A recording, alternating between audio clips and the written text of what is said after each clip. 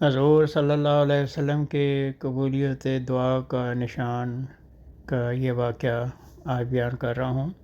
حضرت مقداد بیان کرتے ہیں کہ میں اور میرے دو ساتھی بھوک اور فاقوں سے ایسے بدحال ہوئے کہ سماعت و بصارت بھی متاثر ہو گئی۔ مقداد اپنی اس وقت کی مالی تنگی کا حال بیان کرتے ہوئے کہتے ہیں کہ میرے پاس صرف ایک اوڑھنے کی چادر تھی، وہ بھی اتنی مختصر کہ سر ڈھانپتا تو پاؤں ننگے ہو جاتے اور پاؤں ڈھانپتا تو سر ننگا رہتا تھا۔ ہم نے محتاجی کے اس عالم میں صحابہ رسول سے مدد چاہی، مگر کوئی بھی ہمیں مہمان بنا کر پاس نہ رکھ سکا۔ بالآخر ہم رسول کریم صلی اللہ علیہ وسلم کی خدمت میں حاضر ہو گئے۔ حضور ہمیں اپنے گھر لے گئے۔ آپ کے گھر میں 3 بکریاں تھیں۔ آپ نے فرمایا، ان بکریوں کا دودھ دوہ لیا کرو، ہم چاروں پی لیا کریں گے۔ چنانچہ یوں گزارا ہونے لگا۔ ہم تینوں دودھ کا اپنا حصہ پی کر رسول کریم صلی اللہ علیہ وآلہ وسلم کا حصہ بچا کر رکھ لیتے تھے۔ آپ رات کو تشریف لاتے، پہلے ہلکی آواز میں سلام کرتے کہ سونے والے جاگ نہ جائیں اور جاگنے والا سن لے۔ پھر اپنی جائے نماز پر نماز پڑھ کر اس جگہ آتے جہاں آپ کے حصہ کا دودھ رکھا ہوتا تھا اور دودھ پی لیتے تھے۔ ایک رات شیطان نے میرے دل میں کیا خیال ڈالا کہ دودھ کا اپنا حصہ پی کر میں سوچنے لگا کہ یہ جو حضور صلی اللہ علیہ وسلم کے لیے تھوڑا سا دودھ بچا کر رکھا ہے، اس کی آپ کو ضرورت ہی کیا ہے؟ آپ کی خدمت میں تو انصار تحفے پیش کرتے رہتے ہیں اور آپ اسے کھا پی لیتے ہوں گے۔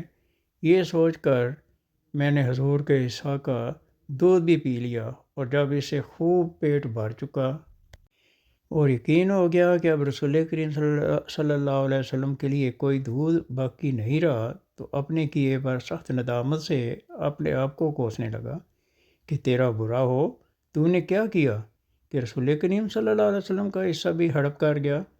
اب رسول کریم صلی اللہ علیہ وسلم آئیں گے اور حسب معمول جب دودھ اس جگہ نہیں ملے گا تو ضرور تمہارے خلاف کوئی بد دعا کریں گے، اور تو ایسا ہلاک ہوگا دنیا و آخرت تباہ ہو جائے گی۔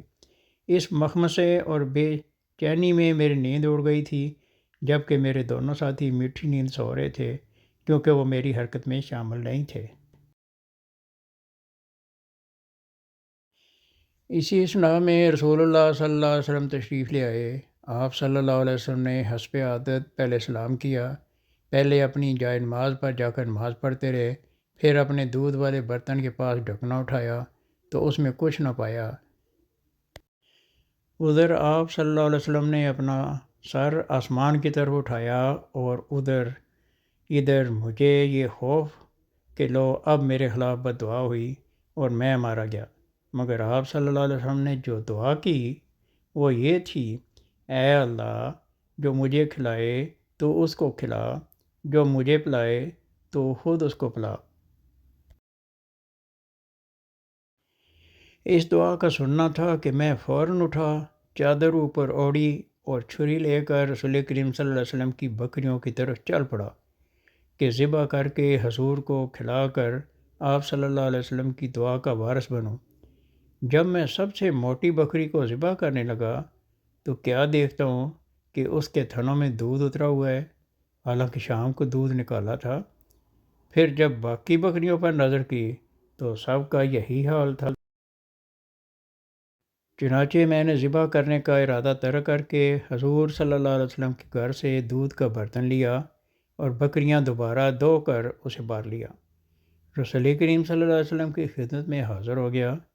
آپ صلی اللہ علیہ وسلم نے جب تازہ دودھ دوہا ہوا دیکھا تو خیال ہوا کہ ان بیچاروں نے بھی ابھی تک دودھ نہیں پیا ہوگا۔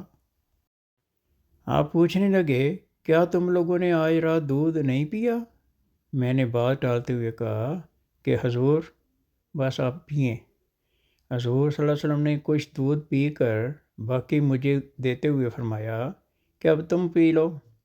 میں نے کہا کہ آپ اور پئیں۔ حضور صلی اللہ علیہ وسلم نے اور پیا اور پھر مجھے دے دیا۔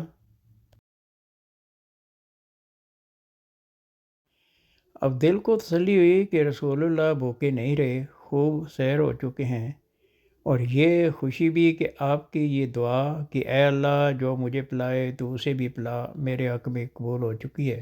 تب حضور کے دودھ کا حصہ پینے کی اپنی حرکت یاد کر کے مجھے بے اختیار ہنسی چھوٹ گئی، اتنی ہنسی کہ میں لوٹ پوٹ ہو کر زمین پر گر پڑا۔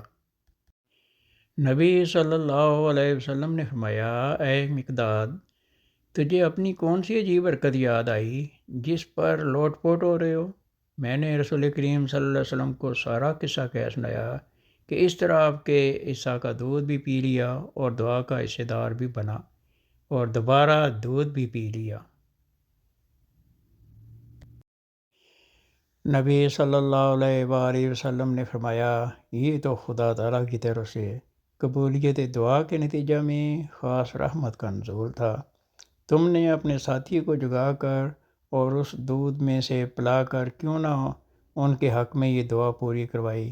میں نے عرض کیا، یہ اس ذات کی قسم جس نے آپ کو حق کے ساتھ بھیجا ہے، اب مجھے جب اس برکت سے حصہ مل گیا، میں اس بات سے بے پرواہ ہو گیا کہ کوئی اور اس میں حصہ دار بنتا ہے کہ نہیں۔ مسلم۔ پیارے آقا حضرت محمد مصطفیٰ صلی اللہ علیہ وسلم کی دعاؤں سے ایسے عظیم الشان نشانات، معجزات اور حیران کن واقعات ظاہر ہوئے جو اس سے پہلے دنیا نے کبھی نہیں دیکھے تھے۔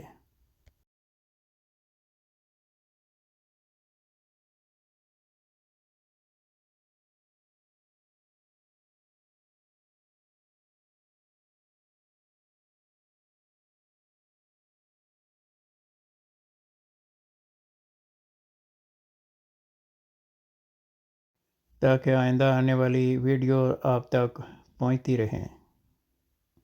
خدا حافظ۔